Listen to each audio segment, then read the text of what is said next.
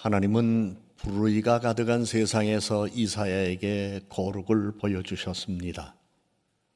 그리고 이사야를 통해서 이 세상에 어둠이 심하였다 할지라도 빛을 발하는 사람이 되라고 말씀하셨습니다. 그리고 그 빛은 하나님께서 이사야에게 주시겠다고 약속하셨습니다. 그래서 이사야 60장 1절의 말씀에 보면 일어나 빛을 발하라. 이는 내 빛이 이르렀고 여호와의 영광이 내 위에 임하였음이니라 말씀하셨습니다. 이미 하나님께서 이사야에게 보여주셨던 그 거룩함이 이제는 영광의 빛으로 이 땅에 드러날 수 있도록 그에게 능력을 주셨다는 말씀입니다. 오늘도 우리의 상황이 그때나 지금이나 조금도 다를 바 없는 것 같습니다. 부패하고 타락한 세상, 그리고 의로운 삶을 살아가는 이들보다는 불의한 일들이 더 많은 세상, 이러한 세상에서 오늘도 하나님께서는 저와 여러분을 이 자리에 부르셔서 빛의 사자로 살아가기를 원하십니다. 이를 위해서 부름을 받고 이곳에 나와 예배하는 우리들에게 오늘도 우리 하나님은 거룩한 빛을 발하라고 말씀하셨습니다. 이는 이전에 우리들이 죄인이었습니다마는 하나님의 은혜로 죄에서 우리들이 이미 용서를 받았고 구원받은 이후에 우리는 하나님의 영광을 위하여 살아가는 존재가 되었다는 사실을 우리는 믿는 까닭에 하나님께서 우리들에게 성결의 은혜와 능력을 계속해서 공급해 주심으로 어두운 세상에서 빛을 발하는 삶을 살아갈 수 있을 뿐만 아니라 빛의 사자로서 살아갈 수 있는 기회를 우리들에게 주셨음을 말씀하는 것입니다. 이전에 육체적인 본능과 본성과 이기적 욕망에 사로잡혀 살던 사람에게 이제는 하나님의 영으로 다스림을 받아 성결한 삶으로 인도받도록 오늘도 힘을 주시고 인도하고 계시는 하나님, 그분의 장중에 우리의 삶을 맡길 수 있어야 합니다. 세상의 신에 미혹되어 혼미한 생각과 혼잡한 마음으로 세상을 어지럽고 더럽고 추하게 살던 사람에게 하나님께서는 은혜의 빛을 비춰주셔서 거룩하고 의롭게 살아가는 사람이 되도록 인도하신다는 사실을 성경은 오늘도 우리들에게 가르쳐주고 있습니다. 세상이 너무나 부패하고 타락해져 가고 있습니다. 사람들의 심성이 사나워지고 있습니다. 극도의 이기주의와 개인주의가 세상에서 충돌을 일으키고 있습니다. 추악하고 더러운 탐욕의 포로들이 버려놓은 세상 이야기만 듣다 보니 선한 사람들이 마음에 분노가 치미는 세상이 되어가고 있습니다. 이러한 세상에서 하나님은 너 하나님의 사람아 하시며 오늘 여러분을 부르셨습니다. 하나님은 디모데전서 6장 11절과 12절 말씀으로 너 하나님의 사람아 이것들을 피하고 의와 경건과 믿음과 사랑과 인내와 온유를 따르며 믿음의 선한 싸움을 싸우라. 영생을 취하라. 이를 위하여 네가 부르심을 받았고 많은 증인 앞에서 선한 증언을 하였도다 말씀합니다. 마음이 부패해지고 진리를 잃어버린 사람들이 너무나 많습니다. 부자만 되려는 조급한 마음으로 시험과 올무와 여러 가지 어리석고 해로운 욕심에 떨어진 사람들이 많습니다. 성경은 이러한 사람들은 파멸과 멸망에 빠지게 된다고 분명히 경고했습니다. 그러기에 하나님께서는 항상 우리들에게 말씀하십니다. 세상을 살아가는 동안 악인들의 형통함을 부러워하지 말라. 뿐만 아니라 탐욕은 우상 숭배니라 말씀하며 하나님을 경외하는 믿음의 사람은 하나님이 싫어하는 우상 앞에 머리를 숙이지 말아야 하는 것처럼 탐욕의 포로가 돼서는 안 된다는 것을 말씀합니다. 그러므로 우리는 세상 살아가는 동안 돈이 필요한 것만은 분명하지만 돈을 탐내는 사람이 되어서는 안 됩니다. 이 말씀은 돈을 벌지 말라고 하는 뜻이 아닙니다. 탐내지 말라는 하나님의 경고입니다. 성경은 돈을 탐내는 사람은 미혹을 받아 믿음에서 떠나 많은 근심으로 자기를 찌르는 어리석은 일을 할 것이라고 경고했습니다. 실제로 주변을 살펴보면 돈 때문에 잠 못 이루는 분들 많습니다. 돈 때문에 자기 양심을 찌르는 사람도 많습니다. 돈 때문에 이웃과 불편한 관계 속에서 살아가며 하나님의 사랑과 거리가 먼 생활을 하는 사람들도 많습니다. 그러기에 하나님께서는 너 하나님의 사람아 이것들을 피하라고 말씀합니다. 뿐만 아니라 하나님께로부터 난 사람은 죄를 반복적으로 지울 수 없다는 것을 우리들에게 가르쳐 주십니다. 뿐만 아니라 죄 안에서 살아가는 사람이 아니라 그리스도 예수 안에서, 사랑 안에서, 하나님의 거룩한 의 안에서 살아간다는 것을 말씀하시며, 이사야가 하나님의 거룩함을 보았던 것처럼 믿음의 사람들은 세상 살아가는 동안 세상 사람들이 보지 못하는, 볼 수 없는 하나님의 거룩을 보고 살아야 할 것을 성경은 우리에게 말씀합니다. 그리고 하나님의 사랑 안에서 거룩한 은혜를 덧입고 살아갈 수 있다고 하는 것을 우리들에게 말씀으로 늘 권면하시며 빛의 사자로 이 세상을 살아가라고 권합니다. 하나님께로부터 난 사람은 죄로 물든 어두운 세상에서 하나님의 의를 드러내는 거룩한 사람이 될 수 있습니다. 이를 위하여 하나님은 빛의 사자들이 되도록 생명의 능력 주셨습니다. 거듭난 사람은 하나님께로부터 난 빛의 사자들입니다. 빛의 사자들은 이 세상에서 말씀과 삶으로 복음을 전하여야 합니다. 죄로 어두운 밤에서 하나님의 거룩하심을 밝히 비춰야 합니다. 부정과 부패, 성폭력, 살인으로 얼룩진 세상에서 하나님의 정의와 거룩함을 보여주어야 합니다. 성욕과 정욕으로 추악해지는 세상에서 하나님의 진정한 사랑이 무엇인가를 보여주는 사람, 그들이 바로 빛의 사자들입니다. 살인으로 이어지는 미움과 분노의 현장에서 원수를 사랑하라고 주님은 분명 말씀하여 주셨습니다. 그런데 오늘 우리는 원수에게 보복하는 것이 당연한 삶인 것처럼 살아가는 삶을 우리는 너무나 우리 삶의 현장에서 많이 보고 있습니다. 주님께서 말씀하신 원수를 사랑하라, 이 말씀은 어디로 갔습니까?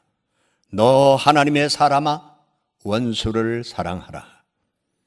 성경은 하나님께로부터 난 자마다 죄를 짓지 아니하나니라고 말씀합니다. 하나님께로부터 났기 때문에 범죄하지 못한다고 확실하게 말씀합니다. 그러나 실상 인간의 삶은 죄 가운데 있으며 죄와 더불어 산다고 해도 틀린 말은 아닙니다. 그런데 성경은 우리에게 부담을 주고 있습니다. 하나님께로부터 난 자마다 죄를 짓지 아니하나니, 이는 죄를 떠나 살라는 하나님의 요청입니다. 중생의 체험, 거듭남의 체험이 있으나 죄를 떠나 살 수 없는 사람들, 중생의 체험, 거듭남의 체험이 있으나 죄의 문제가 해결되지 않은 사람들은 죄를 짓지 말고 살아야 한다는 하나님의 요청입니다. 우리는 이 같은 하나님의 요청을 받고 자신의 마음과 자신의 행위를 살펴보아야 할 것입니다. 성경은 영접하는 자, 곧 그 이름을 믿는 자들에게는 하나님의 자녀가 되는 권세를 주셨으니 말씀했습니다. 예수 그리스도를 마음의 주로 믿고 입으로 시인하는 사람들에게 구원의 은혜가 임하였다는 사실을 선언했습니다. 그럼에도 불구하고 구원의 은혜를 알고 예수 그리스도인을 내가 믿는 믿음으로 하나님의 자녀가 되었다는 믿음이 있음을 시인하고 고백 속에서 살아가고 있지만 마음에 고민이 있습니다. 양심의 고통이 있습니다. 이유는 하나님께로부터 난 사람이라고 하는 믿음이 있지만 자기 자신이 아직 죄 가운데 살고 있다는 모습을 발견하기 때문입니다. 이러한 고민과 갈등에 대하여 하나님은 해결하여 주십니다.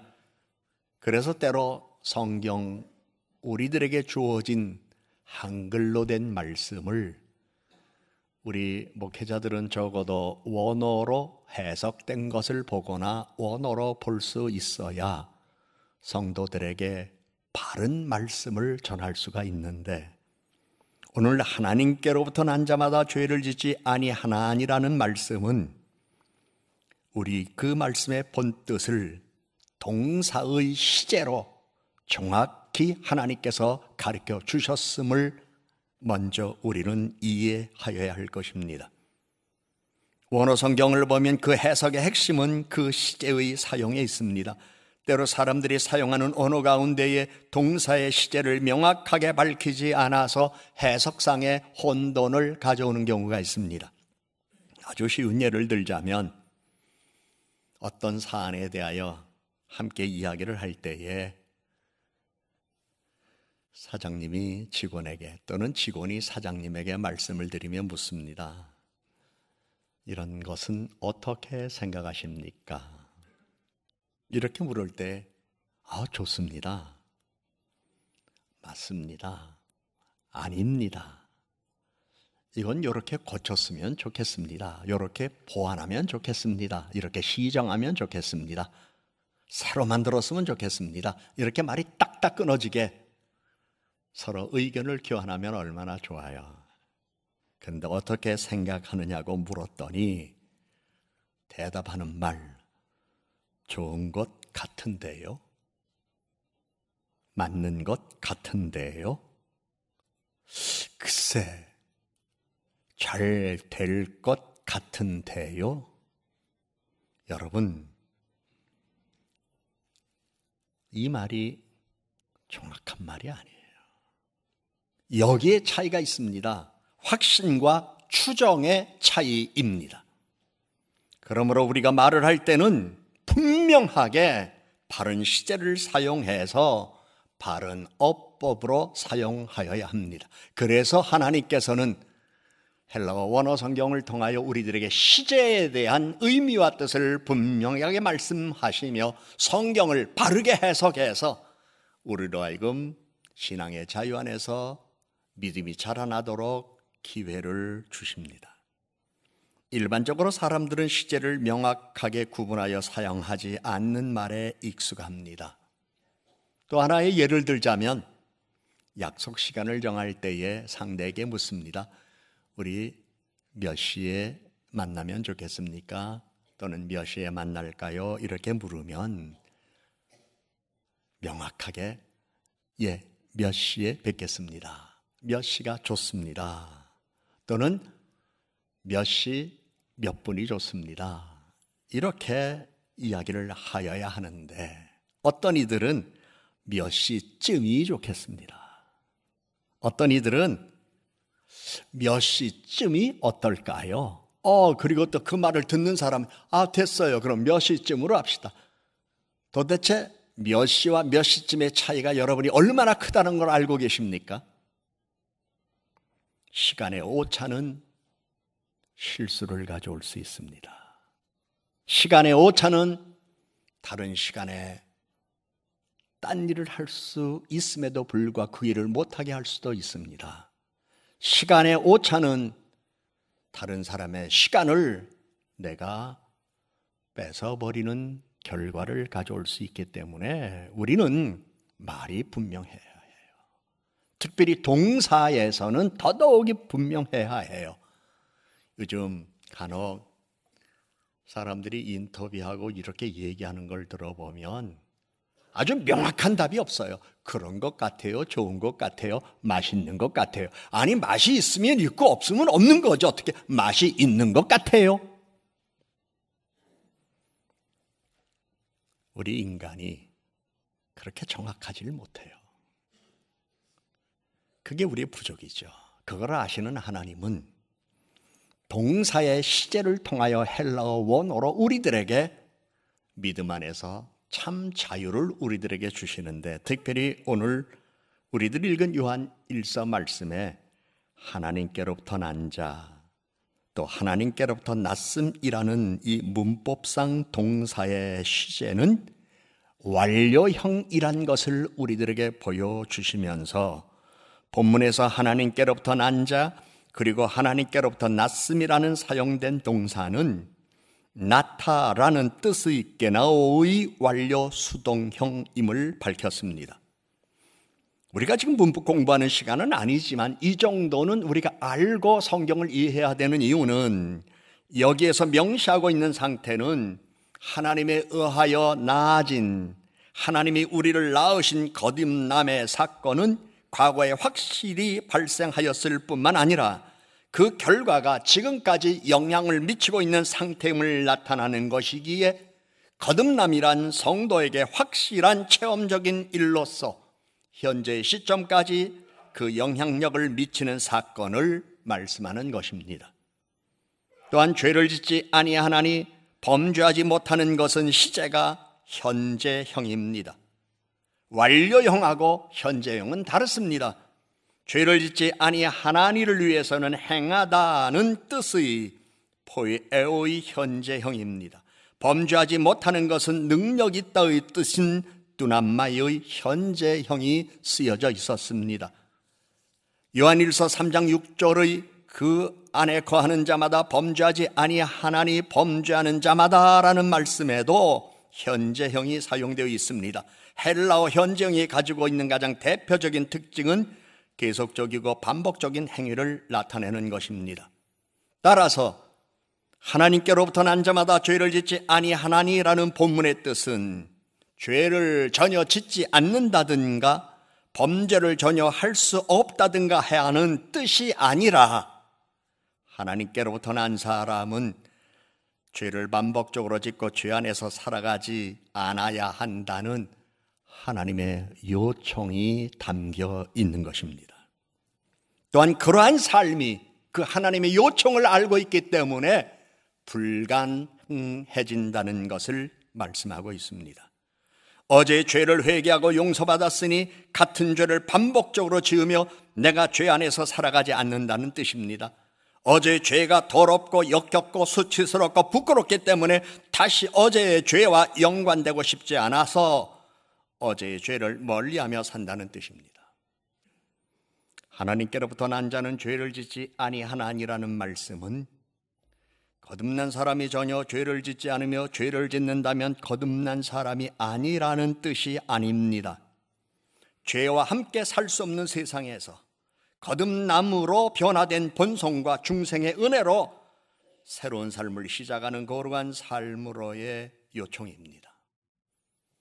죄악이 관영한 이 세상 안에 살면서 죄를 심각하게 생각하고 죄를 지은 마음을 아파하고 거룩한 삶을 위하여 몸부림치는 사람들을 바라보는 하나님의 요청입니다. 오늘날 가짜 신자들 너무나 많아요. 그러나 하나님은 진짜가 되기를 원하셔요. 그래서 계속 불러내셔요. 계속. 이게 하나님의 요청이에요. 하나님께로부터 난 사람, 죄 안 짓는 사람 아닙니다. 우리 다 죄 져요. 그러나 하나님이 요청하셨기에 그 요청을 알고 내가 거듭났는데, 내가 세례받았는데, 내가 교회 다니는데, 내가 거룩하게 살아야 되는데 이런 생각을 하나님은 끊임없이 우리들에게 주시면서 죄를 멀리하고 미워할 수 있는 사람으로 부르셨습니다. 그러면서 죄와 상관없는 삶을 동경하는 삶을 우리들에게 주셨습니다. 여러분은 빛의 사자들입니다. 어두운 세상에서 일어나 빛을 발하여야 합니다. 하나님께서 생명의 능력을 주셨습니다. 여러분이 죄를 이길 수 있도록 힘과 능력을 오늘도 공급해 주십니다. 인간은 누구나 죄를 지으면 행복할 수 없습니다. 마음의 평안을 가질 수가 없습니다. 결혼은 감정으로 시작할 수 있지만 함께 사랑하는 의지의 행동이 표현되어질 때에 결혼 생활이 아름답고 행복하게 지속될 수 있습니다. 사랑한다고 하는 표현과 의지의 행동이 수반되지 아니하면 감정은 식을 수가 있습니다. 그래서 결혼은 감정과 의지의 표현이 함께 있어야 합니다. 이처럼 우리의 신앙은 구원받은 은혜와 믿음만으로 나 구원받았네, 너 구원받았네, 주여 찬양과 영광 받으소서 그리고 찬양은 필요해요. 영광을 돌리는데 필요해요. 그러나 감정에 빠지지 마세요. 내가 하나님의 거룩하심을 바라보며 그렇게 살아야 되겠다고 하는 나의 결단과 의지, 이것이 언제나 뒷받침되어야 해요.